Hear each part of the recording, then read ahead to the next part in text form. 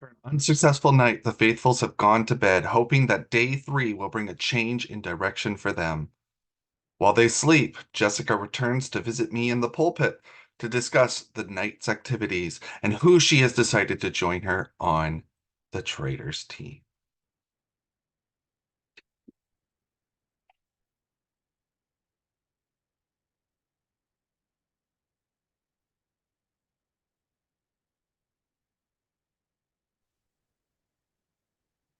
Welcome, Jessica. Hi. Congratulations for not only passing the traitor test, but also for not receiving a single vote at the round What table. a shocker. Avoiding detection and elimination. Well done. For passing the traitor's test, you will get to choose who the second traitor will be in this game.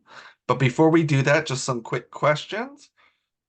How do you feel Jonathan's murder went in the game for you? I think fine. I mean, I picked Jonathan because it felt a bit random, and I think people sort of felt that too. I don't like based on my conversations, I don't think anyone was came up with any sort of conclusive reason as to why Jonathan. So I think fine. Yeah. How did you feel the round table went? Uh Roundtable was more intense than I thought it was going to be. I heard my name being brought up in conversations before Roundtable, so I had to do a little bit of damage control, but happy that that got squashed pretty early on for Roundtable. So was nice that I was able to easily get the attention off myself and it went on to other folks. Um, yeah, it it sucks having to actually like put a face to the name and say like I'm gonna vote out you. Like it really like just trying to do damage control after that fact, it adds another layer. Whereas, in other types of games where, votes are secret, I think it's a little bit easier. So that adds a fun new element to it.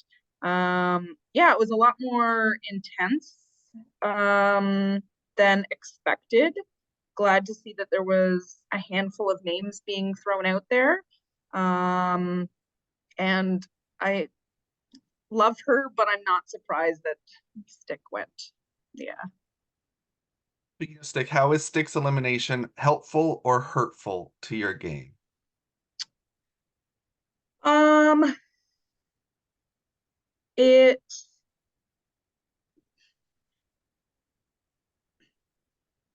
helpful.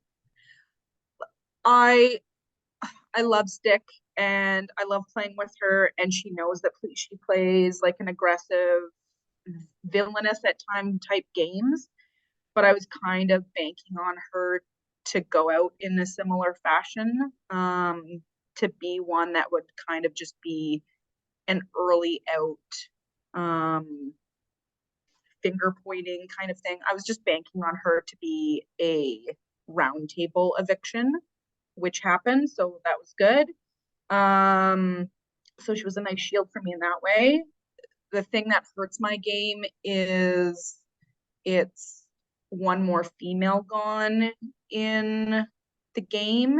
And I haven't talked to a lot of people about this because I don't want to raise any suspicions, but I'm wondering if people are thinking that it's one female and one male traitor. And so when those female numbers start dwindling down, it only gives me so much of a shield. So, yeah. Um, so what factors would you be looking for in choosing a fellow traitor? I've looked at this from so many different angles, trying to figure out what my best sort of approach is. Because I feel like a more important decision than who I'm gonna murder. Um, I want someone that I've contemplated bringing someone on that I think would be.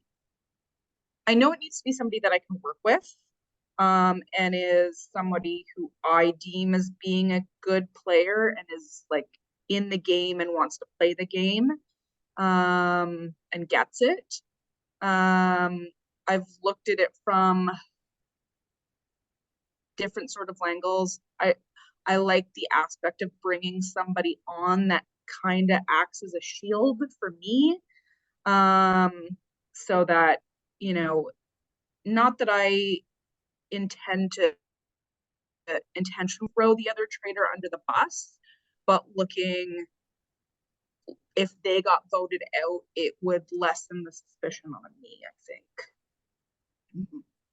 Well, could you, without explaining who you're selecting, could you name three people that you are considering selecting in no particular order and explain why you might choose them to join you? Yep. So I will start with Ron. I was contemplating Ron, because I think he is a really good, strong player. I think him and I would be a really good duo together. He gets the game, he knows the game. I think he would have fun as a trader and really embrace that. And I think there's this. I think Ron could lay undetected a little bit, because I don't know if people are thinking him at the moment. And also, I think Ron is suspecting me a little bit. So I'm wondering if bringing him on would nip that in the bud, because he would be on my side. So, second person is Tara. Um, Thinking about bringing her on, because, like I mentioned, I think a lot of people would think that there's one female and one male trader just based on, and we started with 7 guys and 5 girls. So having 2 female traders seems really beneficial. Um, some ears have been perking up on Tara being quite quiet in last night's roundtable, so I feel like the suspicion might be on her a little bit. So if she was to get out before me, then maybe people would think, "Hey, we got out the female trader, and there's no others." And then lastly, I'm thinking about Anthony. I think Anthony I think there's a lot of suspicions on him right now. Um, I think he's overcome some of them, but I think there's still a few people who suspect him. And I think Anthony would be a really good shield for me. Um, in that I could see him getting out in the next roundtable or two.